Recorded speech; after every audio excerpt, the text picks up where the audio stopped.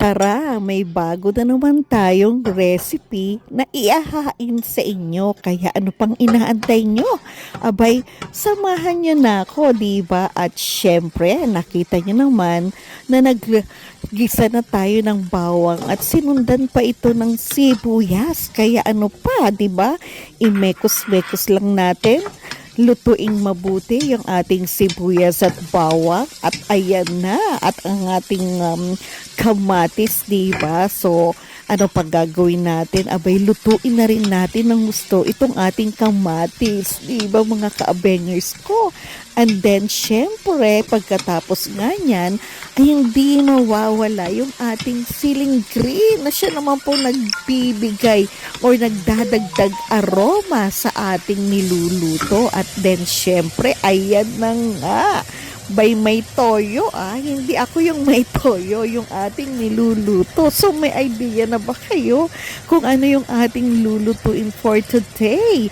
Diba? And then bukod pa dyan sa toyo, abay ito, nagtaktak pa ang lola nyo ng oyster sauce, diba? Kaya naman po, mekos ulit tayo, mekos-mekos.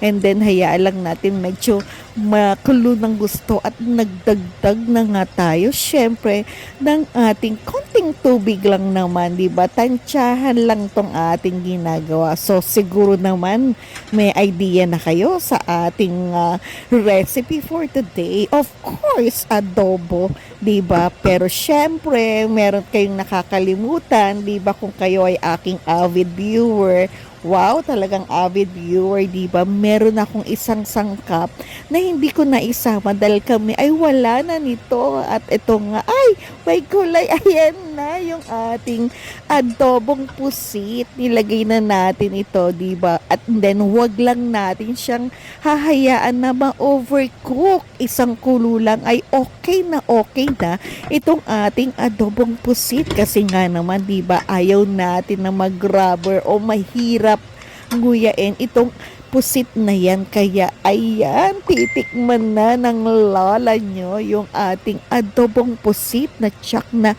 approve, diba? Sige nga, antayin nga natin kung ano ba yung magiging ano niya. O sabi sa'yo approve diba? Kaya ano pang inaantay nyo?